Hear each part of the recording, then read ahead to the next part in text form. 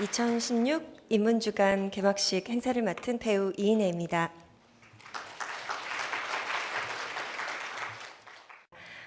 개회사에는요, 바쁜 일정 중에도 저희 인문주간 개막을 축하해주러 오신 이영 교육부 차관님께서 해주시겠습니다. 큰 박수로 모시겠습니다.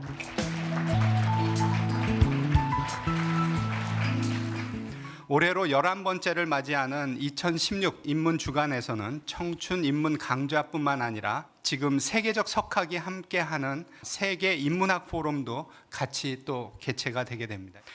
전국에서 펼쳐지는 인문학의 향연에 청소년, 대학생, 전 국민이 적극 참여하셔서 인문학의 매력과 향기를 향유하시는 시간이 되기를 바랍니다. 감사합니다.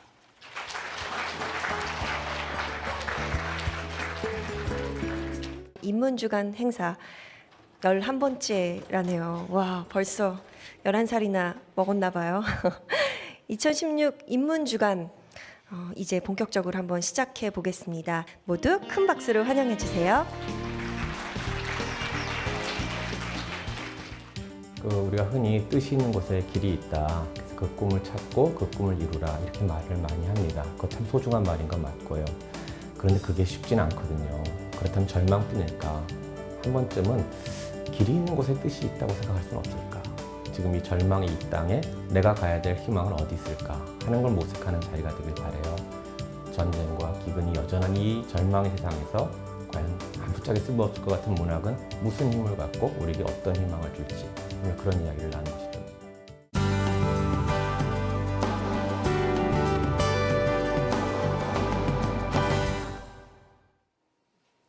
2015년 9월 2일 터키 보드룸 해변 차가운 모래톱에 얼굴을 묻은 채 숨진 3살배기 소년 아일란 쿠르디의 사진입니다. 내전에 휩싸인 고향 시리아의 코바니를 떠나 그리스 코스 섬을 향하던 중에 그만 난민선이 전복되면서 엄마 그리고 2살 터울의 형과 함께 짧은 생을 마감해야 했던 그런 아이입니다. 이 아이를 받아줄 곳이 없어서 세상에 정녕 이 아이가 갈 곳이 천국밖에 없었단 말인가. 저는 이 사진이 한편의 시라고 생각합니다.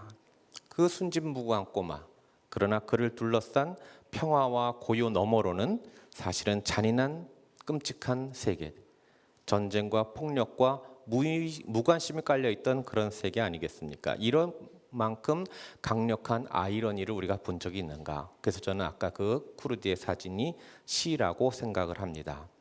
그래서 저 혼자 그날 그 사진을 보고 이렇게 썼습니다.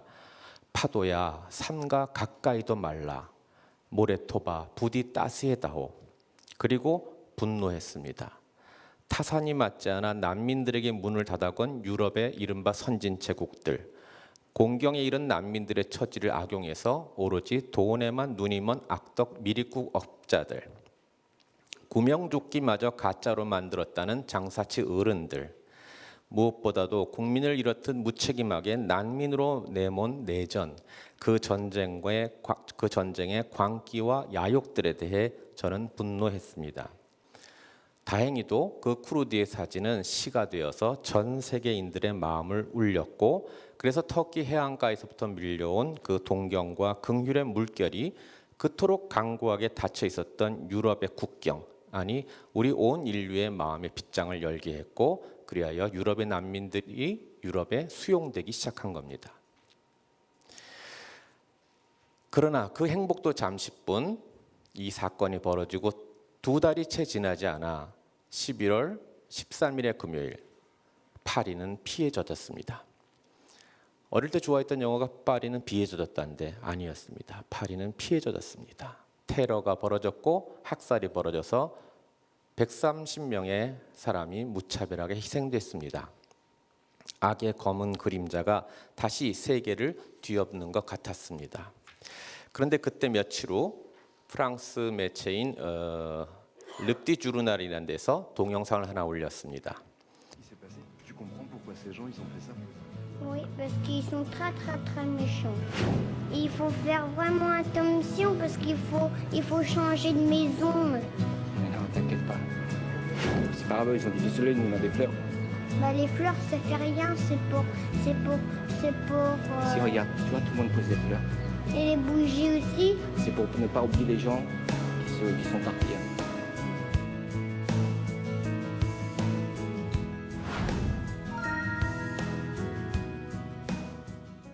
저는 저 아이의 아름다운 미소에서 희망을 봤습니다. 하지만 정말 꽃이 총을 이길 수 있을까? 이 아이는 너무 순진한 건 아닐까? 아니 반대로 이 아이처럼 현자가 되지 못해서 오히려 우리가 어리석어서 저거를 못 믿는 것은 아닐까? 꽃이 총을 이기고 촛불이 우리를 지킨다는 말을 왜 우리 어른들은 믿지를 못할 걸까? 사실은 우리 안에 시인의 마음이 없기 때문입니다. 그래서 묻노니 이 야만의 시대에 꽃이 과연 총을 이길 것인가? 그리하여 불황동의 믿음대로 쿠르디를 보호할 수 있을 것인가?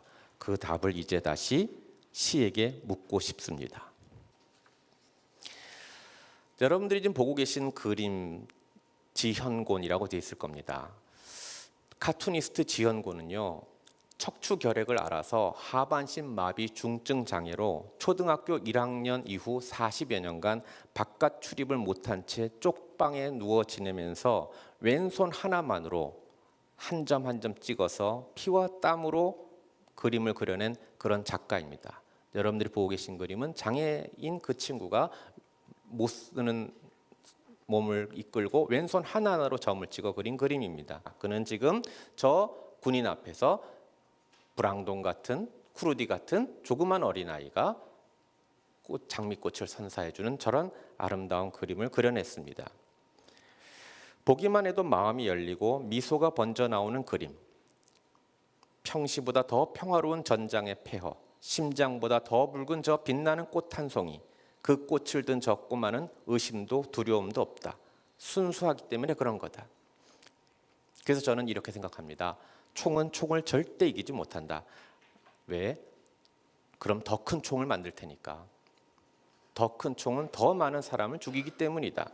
그렇기 때문에 항상 거친 남성, 어른의 폭력, 주류의 횡포에 맞서는 것은 늘 여성, 아이, 그리고 장애자입니다.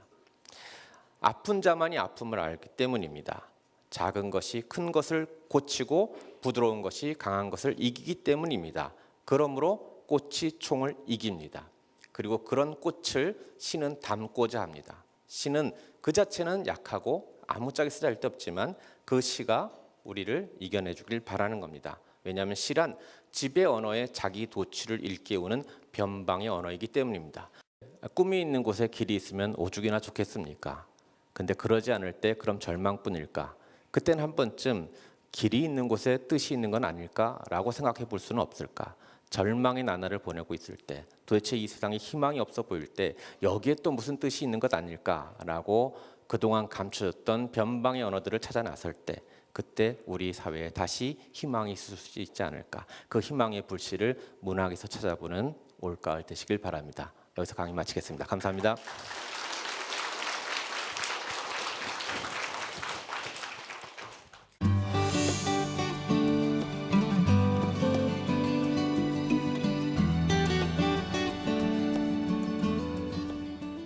희망의 인문학이라는 우리 인문주간의 그 성격에 맞게 희망하는 삶이 우리의 자유의 표현이라는 점을 강조해서 말씀드리려고 합니다.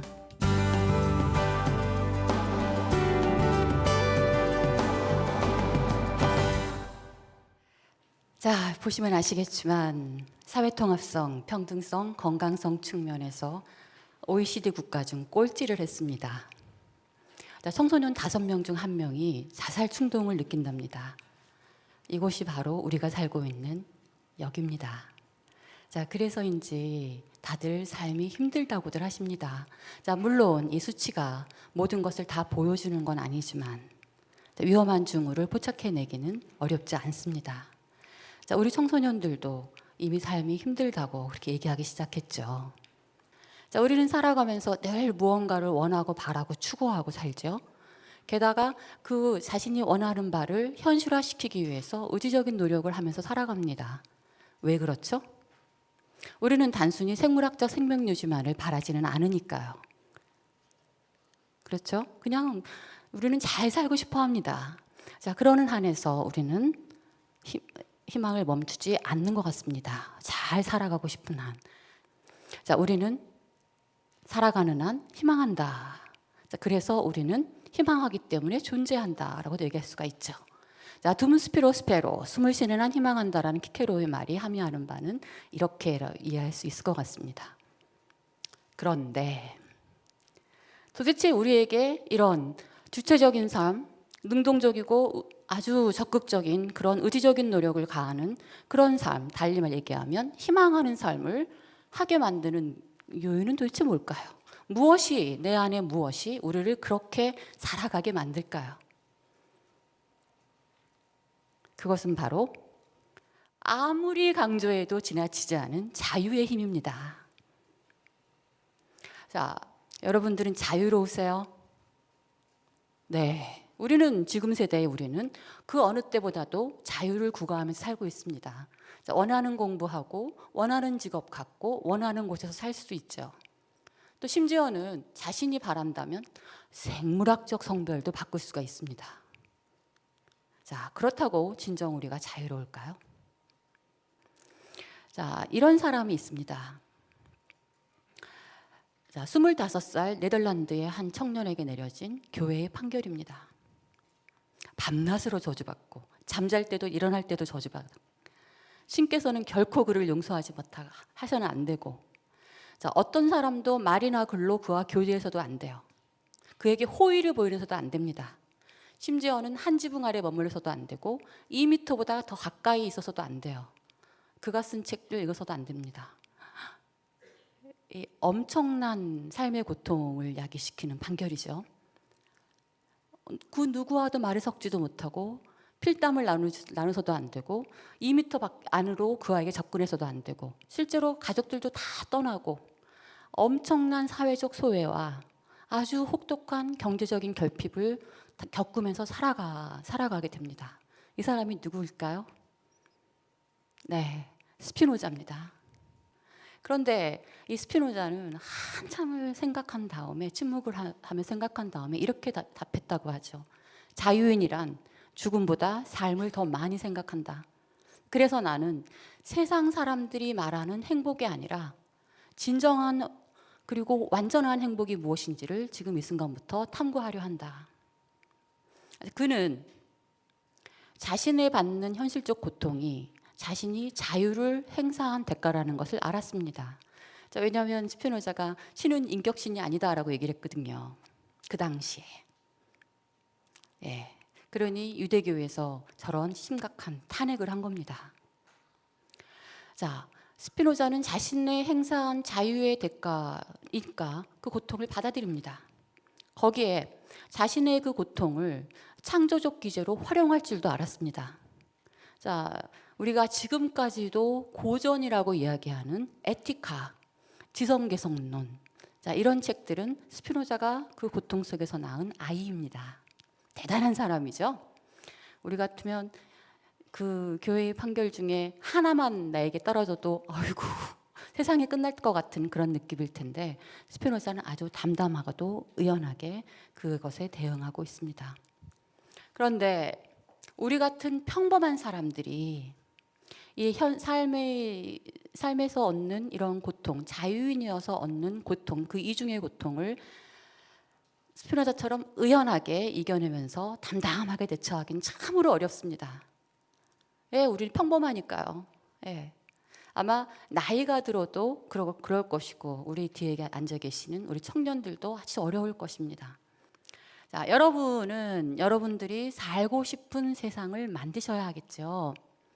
자, 더 나은 세상을 바라신다면 더 나은 세상을 찾아서 떠나는 것도 좋지만 그보다 더 좋은 방식은 자기 스스로 그런 세상을 만드는 것입니다. 자, 그렇기 위해서 몇천 년 전의 과거도 되돌아봐야 하고 몇천 년 후의 미래도 그려봐야 할 것입니다. 하지만 되돌아보는 것도 미리 그려보는 것도 다 바로 지금 내가 살고 있는 지금을 위한 것이어야 합니다. 자, 순간들이 모여서 이루어지는 나의 현재를 위한 것이어야 합니다. 또 그 속에서 살고 있는 자유인으로서의 나.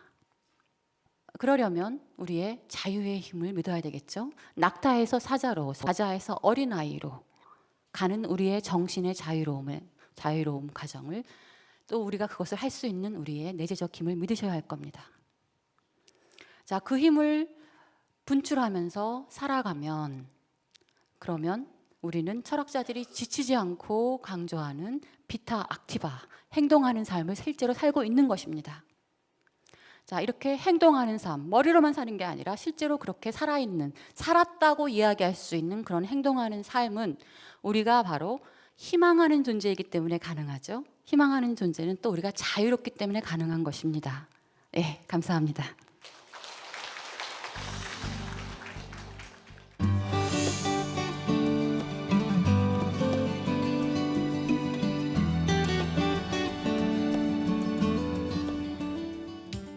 희망이 없는 시대라고 합니다.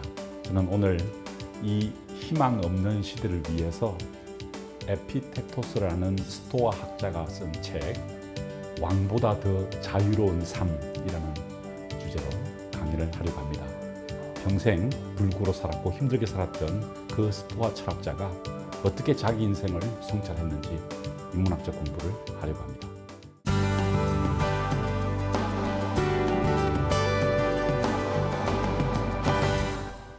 에피텍투스는요, 지금의 터키 지방에서 살았던 노예였습니다. 철학자가 자유인이 아니라 노예였다는 것입니다. 그런데 평생 불구로 생을 살았습니다. 이분은 아주 고통스러운 삶, 정말 지옥 같은 삶을 살게 되었다는 거죠. 이분이 쓰신 책이 바로 왕보다 더 자유로운 삶이라는 책입니다. 이 사람의 평생의 좌우명은요, 견뎌라, 또 참아라 라는 이야기였습니다. 야, 정말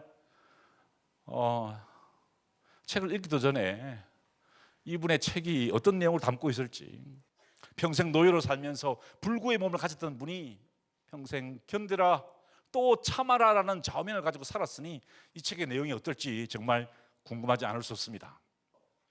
정말 불구의 몸을 이끌고 평생 노예의 삶을 살아야 했던 그 에피텍투스가 우리에게 왕보다 더 자유로운 삶은 남의 것에 관심 가지 않고 내 것을 내 것으로만 여기고 입을 다물고 문제가 있을 때 자신을 성찰하고 남 탓하지 말고 묵묵히 자기 인생을 살아가는 것, 그것이 왕보다 더 자유로운 삶이다 라고 이야기를 했어요. 그런데 말입니다, 철학사에서 이러한 스토아주의를 뭐라고 그랬느냐? 원리적 독단론이다 이렇게 표현했습니다. 철학사가들이 기원 전후에 일어났던 스토아 학파, 에피큐리안 학파를 분석하면서 그 사람들은 인생의 문제에 있어서 어떤 해결책을 가지고 이렇게 살아라, 저렇게 살아라, 왕보다 더 자유로운 삶은 이렇게 살면 된다라는 독단에 빠졌다는 것입니다. 그런데 같은 시대에 또 다른 철학적 흐름이 있었습니다. 어떤 흐름이었을까요? 회의론자들이 있었습니다. 플라톤의 철학을 개성하는 사람들이었습니다. 그 회의론자들이 그런 에피텍토스와 같은 그런 스토아 학자들과 정반대되는 철학적 삶을 살게 됩니다. 무엇일까요? 어떻게가 아니라 행복에 대한 삶을 어떻게 추구할 것인가에 대한 결정론적 해결을 제시하거나 탐구한 것이 아니라 왜 우리가 행복해야 되는가? 왜 우리는 인간으로 살아야 하고 왜 우리는 인간인가에 대해서 회의론적 시각을 가졌다는 것입니다. 어떻게 살아야 하는가, 혹은 그 어떻게 살아야 되는가에 대한 결정론적인 독단론을 제시해 주는 장이 아니라 왜 우리가라는 비판적인 성찰로 나아갈 수 있을 때 우리는 왕보다 더 자유로운 삶을 살 수 있을 것이다. 그 말씀을 드리고 싶어서 여기에 섰습니다. 감사합니다.